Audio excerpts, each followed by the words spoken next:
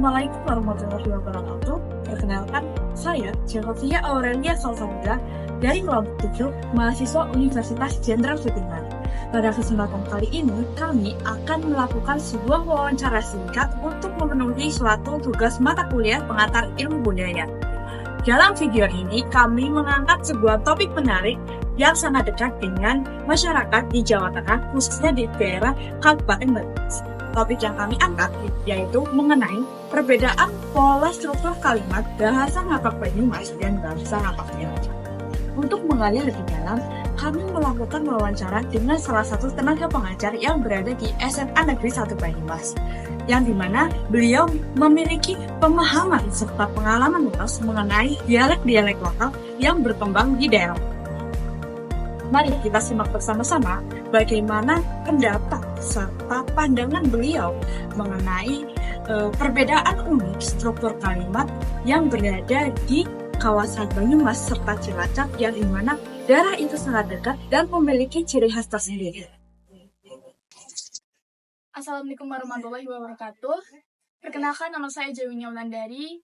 Dengan perwakilan kelompok 7 ini mewawancarai dengan nama Bu Rubyatin tentang perbedaan struktur bahasa Ngapak Banyumas dan bahasa Ngapak Cilacap, serta eksistensi perkembangan bahasa Ngapak dalam melestarikan logat khas Banyumas. Ini dari kelompok 7 ingin mengajukan beberapa pertanyaan terkait dengan bahasa Ngapak bersama Bu Ruby.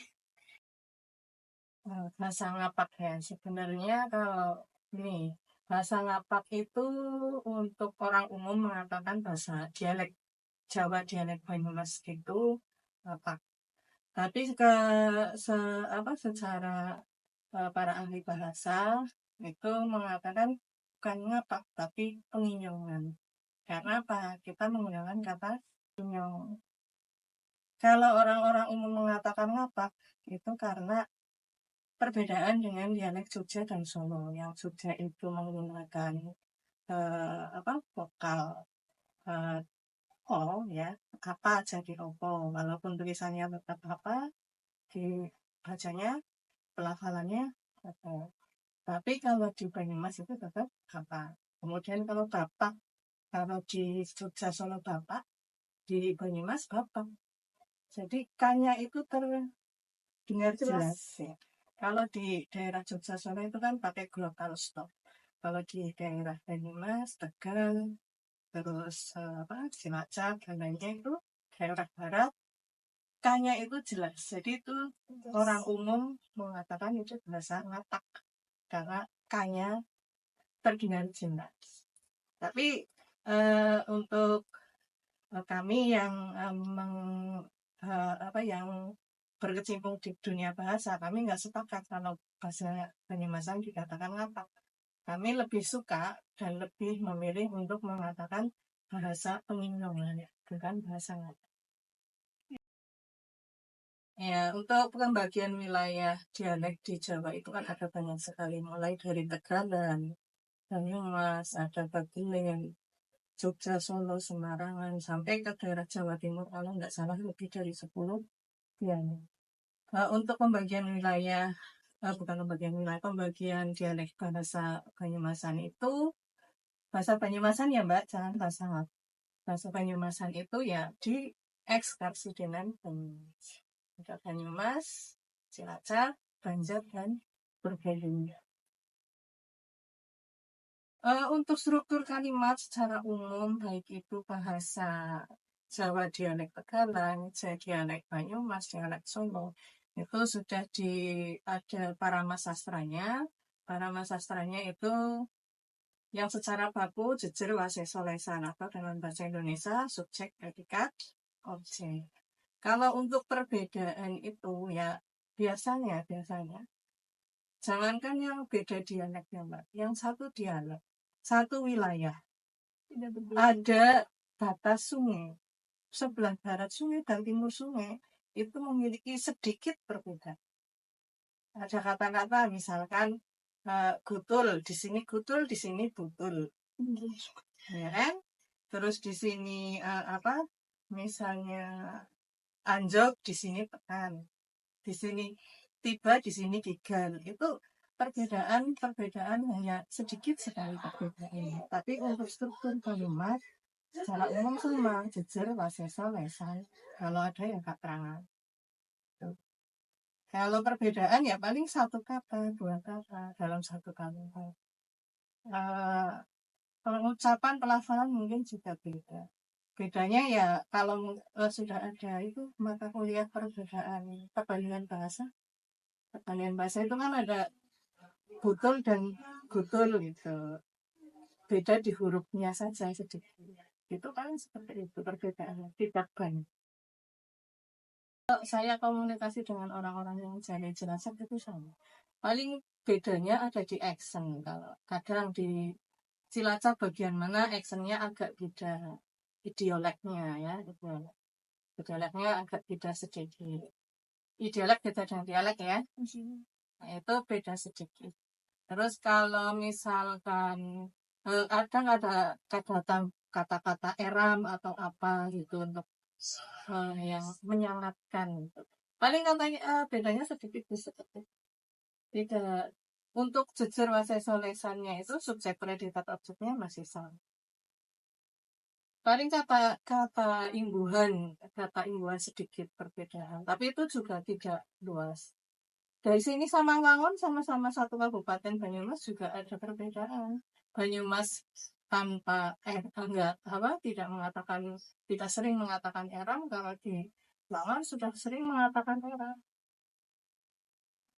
Misalkan sesuatu yang tidak sesuai ekspektasi, sesuatu yang tidak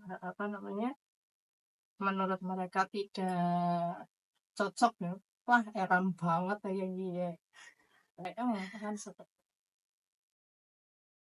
dialek bahasa Jawa secara umum letak geografis, secara sejarahnya itu memang ada. Tapi kalau ini ya bisa dipengaruhi dengan letak geografis.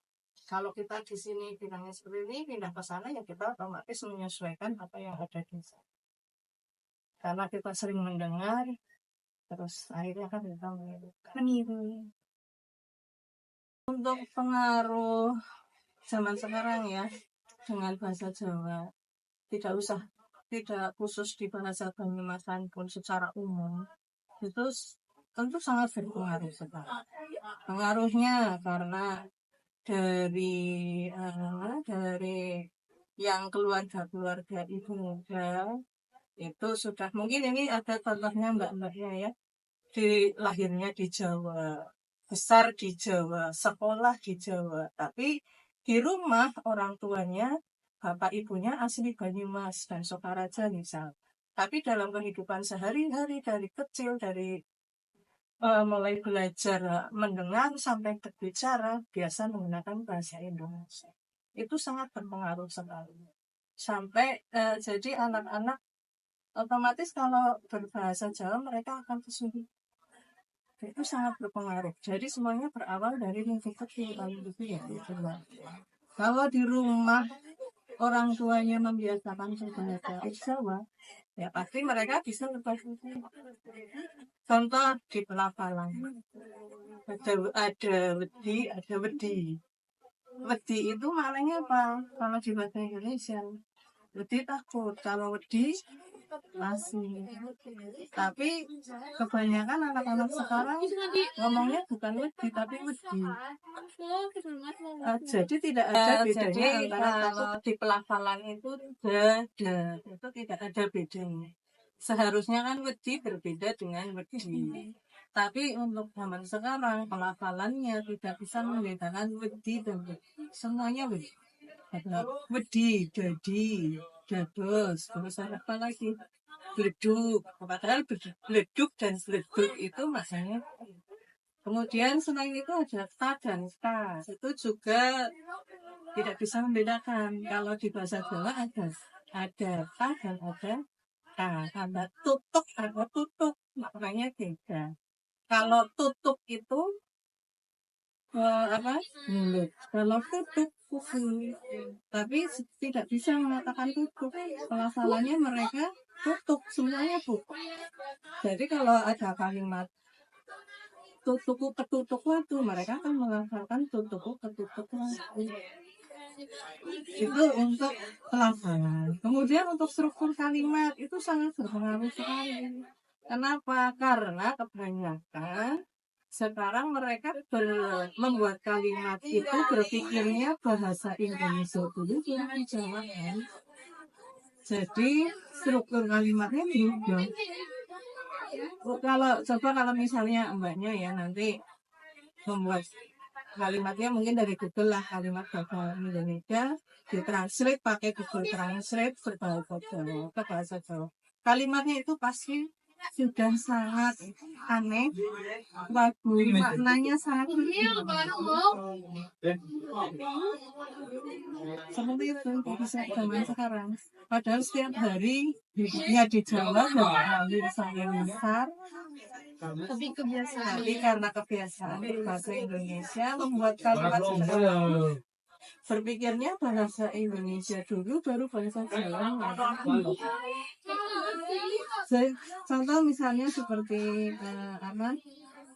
bahasa Indonesia dijawakan, paman membawa sekarung beras di atas kepalanya. Dan di bahasa Jawa kan apa? Paman gawa sekarung beras nang dhuwur sirah. Padahal bahasa Jawanya yang betul apa? Paman nyunggi beras sekarung. Nyunggi itu kan bahasa Indonesia itu nggak ya seperti itu. Terus nanti jadi ada kata-kata yang aneh, jatuh cinta jadi galak kesel, jatuh cinta keras kepala atau sendase. Ini itu pengaruhnya seperti itu. Zaman yang selalu. Ya pasti bukan hanya tantangan bagi para siswa, untuk para pengajar juga menjadi tantangan. Bagaimana caranya mengembalikan anak-anak untuk belajar membuat kalimat, berpikir dengan langsung menggunakan bahasa Jawa. Itu tantangan sekali. Terus bagaimana caranya supaya anak-anak bisa melafalkan kata-kata bahasa Jawa dengan baik dan benar. Jadi wedi tutuk batuk kan berbeda, karena sebenarnya bukan cuma bahasa Jawa toh yang punya perbedaan. Bahasa Arab malah perbedaan pelafalan itu lebih kompleks. Ya, dalam pelafalannya perbedaan di bahasa Arab lebih kompleks. Kalau bahasa Jawa cuma dada, kata, kemudian ada dan u. Ya, tantangan bukan cuma buat pelajarnya, bukan cuma buat siswa, tapi untuk pengajarnya juga sebuah tantangan. Apalagi kalau bahasa Jawa kan ada belum beberapa ya. Kebanyakan sudah tidak memahami unggu itu juga tantangan. Terus untuk solusi inovasinya sendiri untuk menghadapi tantangan tersebut? Ya tetap harus belajar dalam pengajaran juga tetap diutamakan lah untuk pembelajarannya, untuk para sastra atau tata bahasanya, kemudian memperkaya kosakata berbahasa Jawa supaya nanti tidak lagi bahasa Indonesia dijawakan sekali terkata, diartikan terkata. Karena ya walaupun bahasa Jawa dan bahasa Indonesia sedikit mirip dalam mirip dengan dalam tata bahasanya, tapi tetap ada perbedaan. Ada rasa bahasa yang tidak sesuai dengan rasa dan juga sesuai dengan bahasa. Penting sekali karena bahasa daerah, bukan cuma bahasa daerah ya, semua bahasa kalau semakin sedikit penuturnya kan akan semakin tergerus zaman, semakin hilang. Sudah banyak bahasa yang hilang, bahasa daerah di Indonesia juga sudah banyak yang hilang. Kalau tidak didokumentasikan baik secara lisan, secara tulisan maupun secara elektronik ya semua nanti lama-lama akan hilang. Jadi untuk melestarikan, mendokumentasikan ya harus dilakukan bersama-sama secara individu, secara keluarga maupun secara kelompok ataupun secara resmi dan non resmi, aman dan semua harus didokumentasikan, dilestarikan supaya tidak hilang.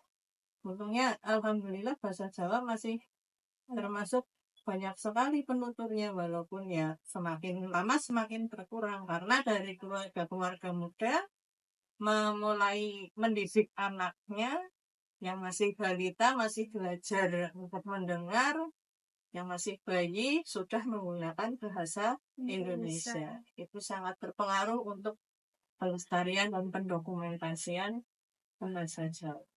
Jadi kesimpulan yang kami dapatkan dari perbedaan bahasa Panginyongan Banyumas dan bahasa Panginyongan Cilacap adalah bahasa Panginyongan adalah dialek yang digunakan di dalam wilayah Cilacap, Banyumas, dan Tegal. Bahasa ini memiliki arti elegater dan memiliki ciri khas yang berkonsonankan yang tegas. Meskipun bahasa ini serupa, tapi memiliki perbedaan di antara pelafalan dan kosakata. Kemudian, faktor geografi dan perkembangan zaman sangat berpengaruh terhadap variasi bahasa Panginyongan. Oleh karena itu, pelestariannya sangat penting supaya tidak tergerus oleh perkembangan zaman dan dominasi dari bahasa Indonesia. Sekian dari kami. Bila ada kesalahan dan tutur kata yang salah, kami mohon maaf. Wassalamualaikum warahmatullahi wabarakatuh.